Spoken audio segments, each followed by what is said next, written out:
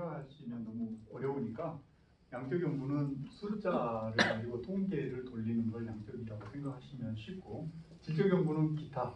근데 그냥 문헌고찰만이 아니라 질적 연구는 사례 연구도 질적 연구고, 아까 심층 인터뷰, 설문지는 해서 통계를 돌리기 때문에 양적 연구에 해당이 돼요. 근데 질적 연구는 사례 연구는 아까 현상학적 접근법 근거 이론 또는 인터뷰, FGR, 인터뷰, 포커싱 그룹 인터뷰, 뭐 델파 이런 것들이 질적 연구예요. 그런 것들을 질적이라고 생각하시면 돼요. 근데 양적 연구와 질적 연구는 어떤 게 좋냐? 모르는 분들은 그렇게 물어보거든요. 좋고 나쁨이 아니라 장단점이 있는 거고, 내 주제에 맞춰서 맞게 뭔가 관계 분석을 하거나 상관관계나 인과관계 분석을 할 때는 양적 연구를 해야 되겠죠. 뭐뭐가 뭐뭐에 미치는 영향이랄지 뭐뭐의 관계 연구, 그걸 관계 연구라고 해요. 그거 할 때는 양적 연구를 해야 되지만, 이제 뭐 아까 작품을 분석한다든가 아니면 사례 연구, 법학 논문은 거의 질적 연구죠. 거의 이제 법 조항에 대해서 국내외 대륙법계나 영미법계 이런 사례를 비교하는 거니까, 그래서 그런 것도 다 질적 연구에 해당돼요. 근데 이제 양적 연구는 통계를 설문해서 대량으로 해서 데이터화 시키는 거잖아요. 근데 깊이 있게 뭘 보기는 힘들어요. 그래서 보완하는 게 주로 심층 인터뷰나 전문가 인터뷰를 하는 거예요. 전문가들 몇 명을 대상으로 깊이 있는 얘기를 들어봐. 그래가지고 포커싱 그룹 인터뷰를 하듯이. 그러면 보완이 되잖아요. 그래서 혼합 연구를 많이 하는데, 그럴 때 인터뷰를 실제 하는데 시간 걸리고 막 어려우니까 안 했는데 마치 한 것처럼 그렇게 하시면 안 된다는 거죠. 그런 경우가 많아요. 비일비재해요. 많이 해요. 근데 그렇게 하시면 안 돼요. 설문도 마찬가지고, 설문도 100부 받았는데 막 300부 받은 것처럼 부풀리고 그러시면 안 되죠. 변조 마찬가지고, 변조는 위조보다 더 많아요. 실무에서 별로 없는 것 같죠? 우리 해당 안 되는 것 같죠? 그렇지 않아요.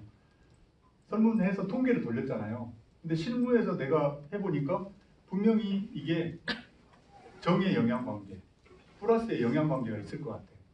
근데 해보니까 마이너스로 나와. 거꾸로 반대로 나오는 경우가 많거든요. 그러면 이제 그때부터 이제 딜레마에 빠져요. 처음 하신 분들은. 이게 분명히 교수한테 갖고 오면 플러스가 나와야 맞는데 마이너스가 나오니까 이걸 슬쩍 고쳐요. 그러면 안 되죠.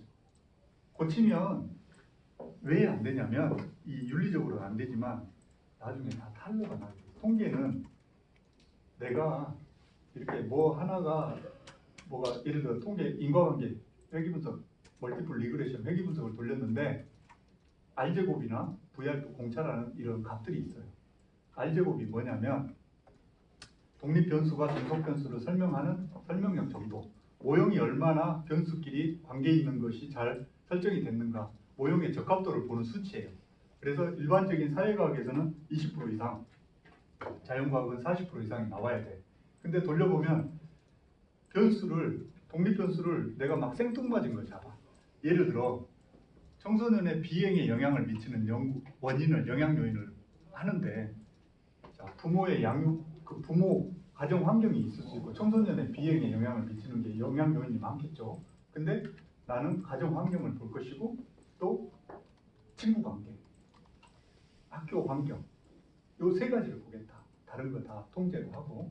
근데 그 세 가지 중에 부모의 양육 태도를 내 마음대로 그냥 생뚱맞게 막 잡아. 얼토당토 않는 거를, 너무 관계가 없는 거를. 그러면 이론적으로, 그리고 그 척도가 검증되지 않은 척도를 쓰잖아요. 변수의 조작적 정의를 해서 이론 근거를 명확히 제시한 척도를 써야 되는데, 그렇지 않은 거를 내 마음대로 막 잡아서 어떤 논문 보고 막 그냥 그대로 갖다 써버려, 설문지도. 그렇게 해서 통계를 돌리면 결과 값이 안 나와요.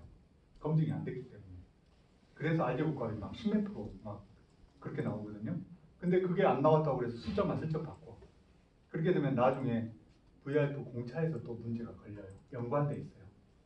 그거를 모르기 때문에, 내가 책 보고 떠듬떠듬 돌렸기 때문에 어디서 들었어. 이거 R제곱 값이 20% 이상 돼야 돼. 논문 보니까 나오잖아요. 그래서 슬쩍 고쳐놔.